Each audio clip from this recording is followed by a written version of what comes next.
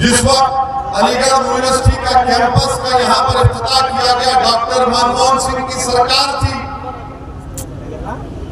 आपका वजीर आजम था, यूपीए का आप क्या था। जब केरल में अलीगढ़ का कैंपस मुकम्मल तौर पर बन गया तो यहाँ पर सीमांचल में किशनगंज में क्यों नहीं बना? ये किसकी जिम्मेदारी है, किसने नहीं किया?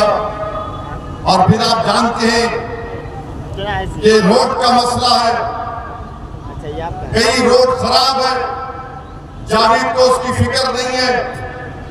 और फिर यहाँ पर बगैर रिश्वत के म्यूटेशन का काम होता है क्या? बताइए,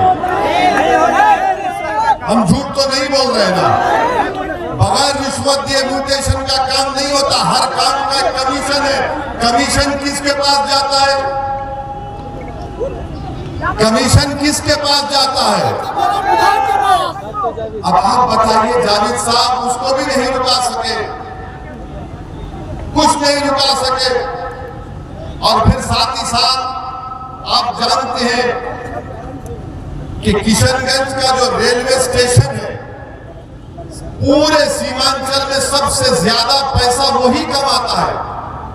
किशनगंज का जो रेलवे स्टेशन है, सबसे ज्यादा पैसे वही कमाता है। दूसरे स्टेशनों को देखें तो वंदे भारत की जो ट्रेन है, हावड़ा से जलपाईगुड़ी किशनगंज में नहीं रुकती। जावेद साहब तुम उसको भी नहीं रुका पाए। सो रहे थे ना।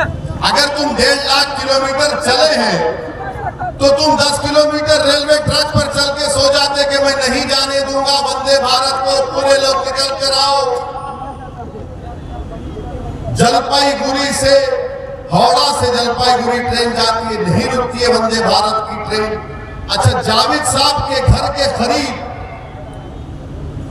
एक रमजान नदी है, उसका मॉडिफिकेशन करना है, घर के पास भी आप नहीं करा सके। आपके घर के करीब है, आपने वो काम नहीं करवाया। और मेरे अजीज दोस्तों और बुजुर्गों, किशनगंज जिला बना 1990 में। किशनगंज जिला बना 1990 में। इस जिले में एक लाइब्रेरी नहीं है, एक लाइब्रेरी नहीं है। आप कैसे एमपी को वोट डालेंगे जो एक लाइब्रेरी नहीं बना सकता अपने पार्लियामेंट कॉन्स्टिट्यूंसी में? अपने घर के करीब रमजान नदी का मसला है, नहीं करवा सके। कई गवर्नमेंट के कॉलेजेस नहीं है, अस्पताल नहीं है। 5 साल में जावेद साहब ने क्या निशांदरा घाट के ऊपर ब्रिज बनाया? क्या मटियारी के ऊपर ब्रिज बनाया? नहीं बनाया। जावेद साहब ने बनाया है, बनाया। हम सही कह रहे हैं ना? फिर आप जब ये हाँ हाँ कह रहे हैं तो फिर 26 तारीख को क्या करेंगे? अब आप देखते जाइए, यहां बहादुरगंज के कई बच्चे भारत के कोने कोने होटलों में जाकर मजदूरी करते हैं, बर्तन साफ करते हैं, उसकी भी उनको फिक्र नहीं है। अच्छा, सुरजापुरी को एनेक्सर 1 में जावेद साहब ने लाया? सुरजापुरी को एनेक्सर 1 में जावेद साहब नहीं लाए, जबकि तेजस्वी और नीतीश को उन्हें सपोर्ट कर दिया कांग्रेस पार्टी ने। अरे तुम सत्ता में थे 2 साल, नीतीश ने कुराटी 2 साल के बाद मारी थी ना? तुम 2 साल में करवा लेते, वो भी नहीं करवाया। अच्छा ये बताइए, बहादुरगंज को अनुमंडल का मौका दिलाया जावेद ने? बहादुरगंज को 25 साल से ये मुतालबा है आपका कि इसको अनुमंडल की मांग की जा रही है। आप सत्ता में थे कांग्रेस, मगर आपने बहादुरगंज को अनुमंडल का भी मौका नहीं दिलाया। तो मेरे अजीज दोस्तों और बुजुर्गों, बहादुरगंज में बहुत से काम करवाना बाकी है।